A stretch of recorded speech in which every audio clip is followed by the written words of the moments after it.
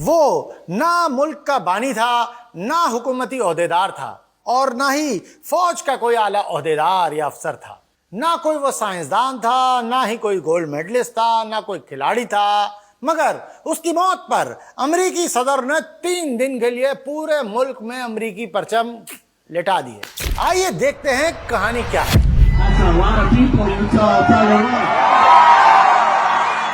10 ستمبر کو امریکہ کی ریاست اتاہ کے شہر اورم کی ایک یونیورسٹی میں خطاب کے دوران ایک شخص کو گردن پر گولی لگ جاتی ہے۔ اس کو اسپتال لے کر جاتے ہیں مگر وہ بچ نہیں پاتا۔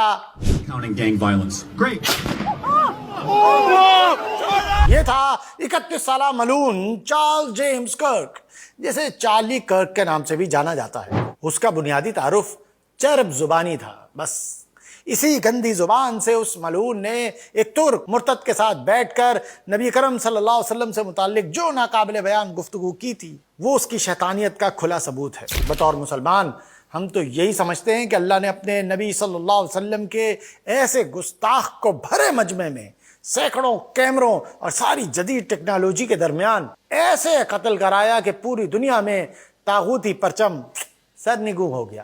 سوشل میڈیا پر اس کے نام کا ٹرینڈ 26 لاکھ پوسٹوں کے ساتھ اس کے ساتھیوں کی چیخوں کی علامت ظاہر کر رہا ہے۔ یہ ہے چارلی، جو کرسچن نیشنلزم کا حامی تھا۔ موجودہ امریکی صدر ڈونلڈ ٹرمپ کا اتنا قریبی ساتھی تھا کہ ٹرمپ نے پورا ملک ہی سوگوار کروا دیا۔ یہ لوگ دائیں بازو کے پاپولسٹ بھی کہلاتے ہیں۔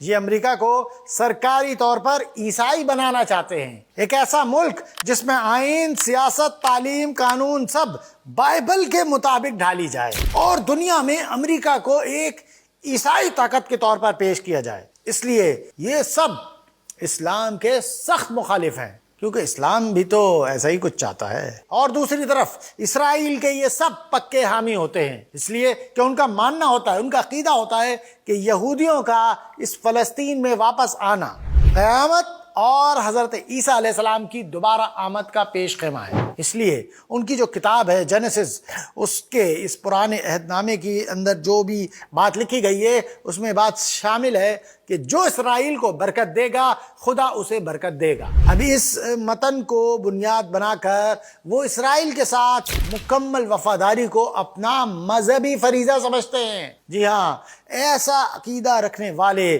صہیونی عیسائی یعنی کرسچن زائنسٹ کہلاتے ہیں۔ جی ہاں، صہیونی ہونے کے لیے یہودی ہونا ضروری نہیں ہے۔